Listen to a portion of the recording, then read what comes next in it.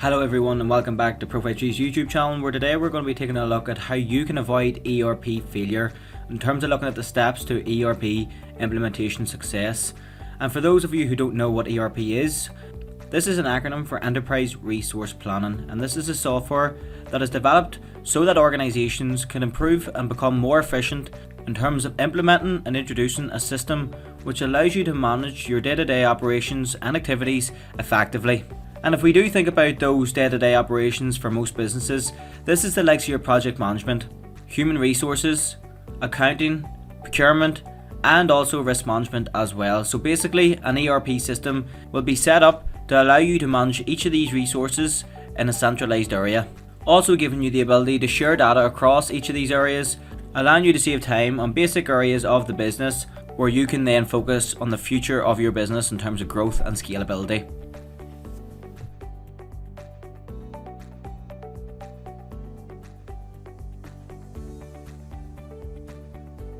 So the first point that we're going to make is in terms of analysing the business needs and identifying the risks associated with implementing an ERP system. So before selecting an ERP system, you should identify your business needs, such as the areas you want to streamline, the data you need to collect and analyse, and the functionality required to achieve your business goals. And effectively, an ERP system is going to affect your business as a whole, as it's going to manage your key resources in one centralised area. So we need to be thinking about and understanding what current problems need solved and how the system is going to affect your employees as the key first step of the overall implementation process. So we need to be analysing our business processes and trying to see how we're going to match the new system, the new software system, with our current ways of working, and trying to gauge an understanding of exactly what the current problems are from an employee perspective and how we can solve them through the introduction of an ERP system while managing our key resources then. And as well as that, as I mentioned, risk management is a massive point which can actually be deemed highly relevant in terms of your success rates. So one of the main points of failure in ERP implementation is the business not recognising what risks are associated with this. So they either don't look at the time or look into the future in terms of what is likely to happen as a result of ERP implementation, and failing to recognise the future can lead to a lot of problems. So this is the first step, and we'll move on now to the second.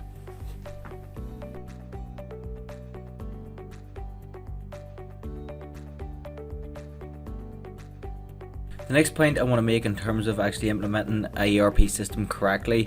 is your ability to gain management buy-in, where the implementation of an ERP system is going to have to be implemented by the correct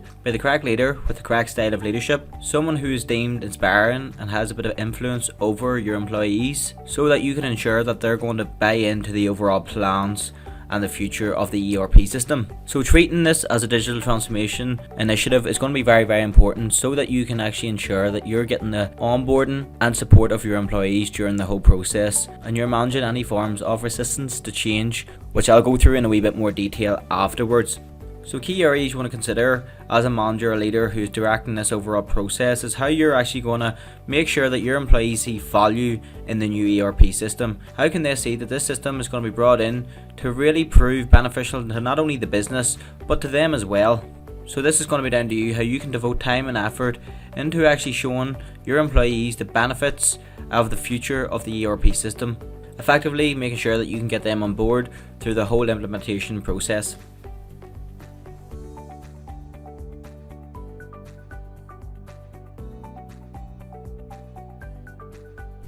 So the next important point when it comes to ERP implementation is that because you are introducing a new system, a new process, a new way of doing things, it's going to be very, very important that your employees actually understand exactly how to use it. So the training and onboarding element of the system implementation is going to be one of the most important critical factors when it comes to your success. So as you know by now, Enterprise Resource Planning, ERP, is a system which allows you to integrate the core functionality and core business processes into one centralized area in terms of your productivity of project management, your productivity of your performance in around the likes of risk management, and other areas as well, such as finance and human resources. So there's a lot to that as well. So you want to understand exactly how to thoroughly understand how to use this system, so that you can ensure you're actually getting the most out of it as well. So really investing in your teams in terms of who are the employees going to be affected most by this system, who is going to be using the key areas of the system,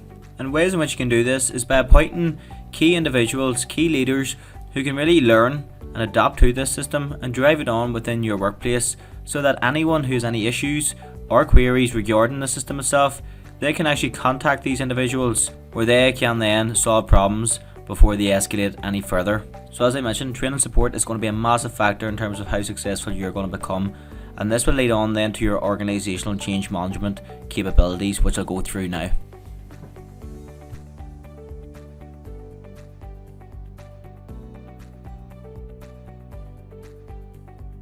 So taking us on to our final point now, because ERP systems actually take such a large percentage of your business up in terms of actually covering a large basis of your business processes, this actually deems it at a higher failure rate than others, where it is going to affect the large majority of your employees and your workforce. And this can be extremely different in companies which have built strong cultures and who haven't also changed the way they've worked for some time as well. So as I mentioned then, there are many challenges in which you are likely to face when implementing new systems and processes within your company, such as resistance to change, where your employees actually neglect or fail to get on board with your future plans or decision making.